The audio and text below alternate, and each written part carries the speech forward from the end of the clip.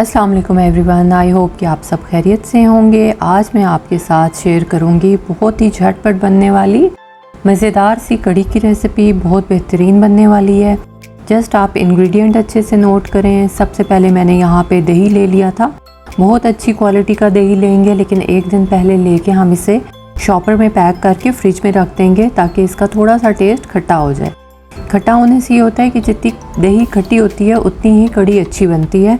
तो मैंने खट्टा दही ले लिया था और उसको मैंने फ्रिज में रख लिया था। अब यहाँ पे एक और बोल लेंगे, उसमें बेसन मैंने ले लिया था, तकरीबन 7 से 8 चम्मच थे, और उसको भी हम अच्छे तरीके से इस तरह बीट कर लेंगे ताकि इसमें से सारी गुठलियाँ निकल जाएं। थोड़ा सा पानी डालेंगे, ज़्यादा पानी नहीं डालना। अच्छे से बीट करेंगे, फिर जितना आपको रिक्वायर होगा पानी उतना डाल के फिर हम इसको थिन कर देंगे। तो आप देख सकते हैं मैं बहुत अच्छे से बीट कर रही हूँ। तो इसी तरह से बीट करते रहेंगे और साथ में इसमें ऐड कर देंगे दही जो मैंने पहले से बीट किया था। फिर आपको जितनी रिक्वायरमेंट है पानी की, थोड़ा सा पानी ऐड करके इसको फिर नेक्स्ट प्रोसीजर करेंगे। मैंने ये दही जो पिटा हुआ था वो इसमें डाल के शामिल करके इसको एक जगह इकट्ठा कर लिया।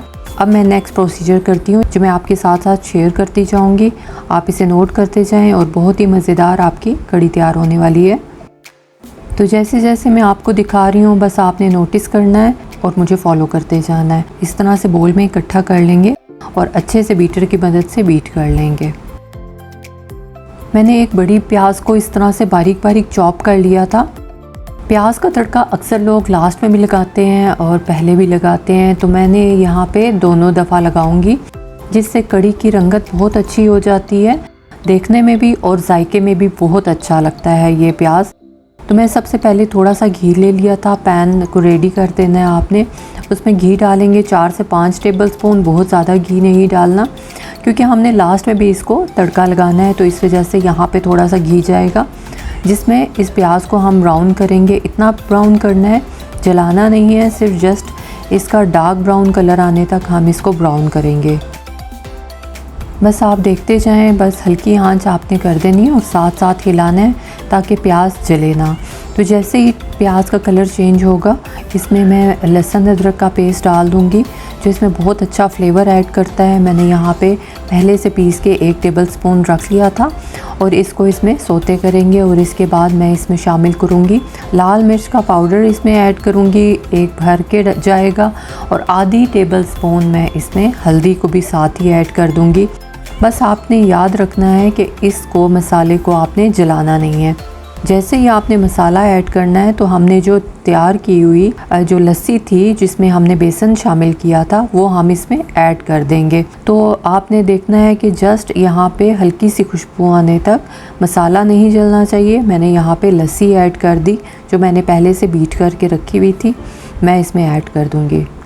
यहाँ पे आपने एक बात का ख्याल रखना है, जब तक लस्सी में आप देखेंगे कि उबाल नहीं आ जाएगा उस वक्त तक हमने बराबर इसको चम्मच चलाना है, क्योंकि हमने बेसन इसमें डाला होता है।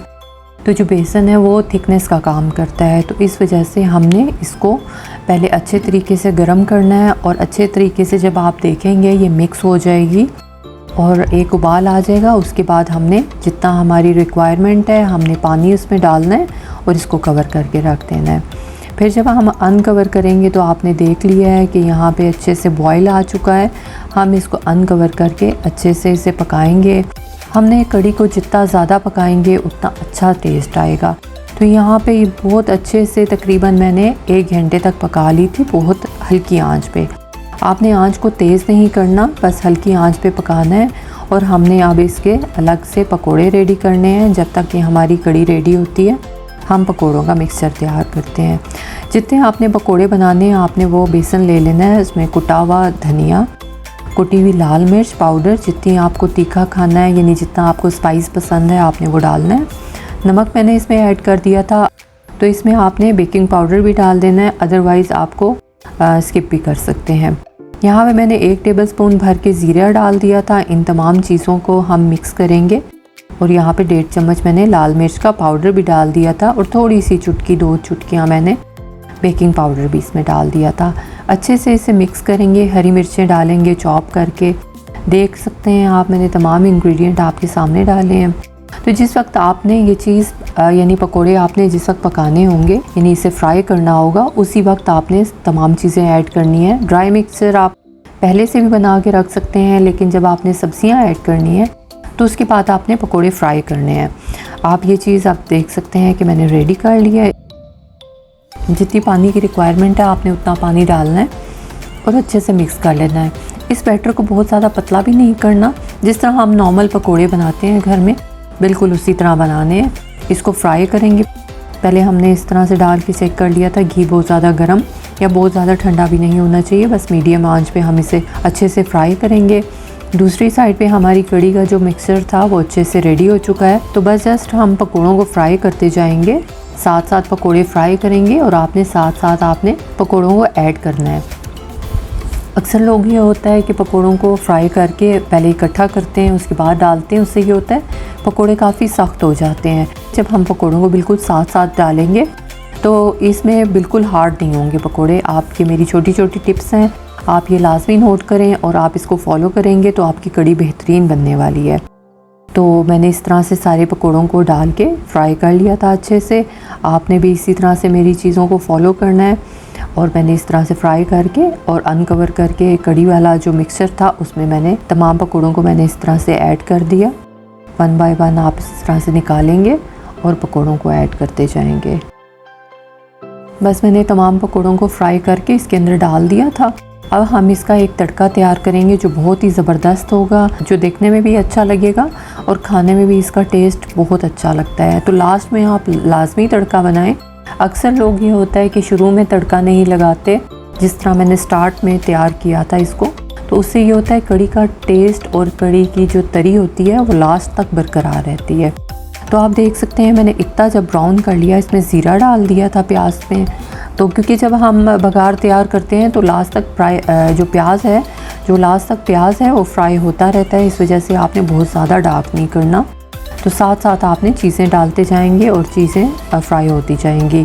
मैंने काट के यहाँ पे चॉप करके हरी मिर्चें भी ऐड की थी और साबुत लाल मिर्चें भी यहाँ पे मैंने ऐड कर दी थी। 7 से 8 लाल मिर्चें थी वो भी मैंने ऐड करके इसका बिल्कुल बघार बिल्कुल रेडी कर लिया था। अब हम इसको तड़का लगाएंगे अपनी कड़ी में और इसको सर्व करेंगे गर्मा गर्म। आप देख सकते हैं कितनी ज़बरदस्त इसकी तरी ऊपर आ गई थी, जो ऑलरेडी मैंने पहले से तड़का बनाया हुआ था। यानी इसकी आप जब अगले दिन भी आप कड़ी को खाएंगे तो आप देखेंगे इसकी तरी बैठती नहीं है, बिल्कुल इसी तरह फ्रेश कड़ी नज़र आती है। तो आप देख सकते हैं कितना अच्छा हमारा बघार लग गया है और हमारी कड़ी कंप्लीट रेडी हो गई है। अब हम इसको डिश आउट करते हैं। आप इसका कलर, आप इसका टेक्सचर देख सकते हैं। तो आप ये देखें कितनी ज़बरदस्त हमारी कड़ी रेडी हो गई है। तो आप इसको लाजमी ट्राई कीजिएगा और मुझे फ़ीडबैक में लाजमी बताइएगा कि आपको मेरी बनाई हुई कड़ी कैसी लगी। Thank you so much for watching. Have a great day. अल्लाह हाफिज़।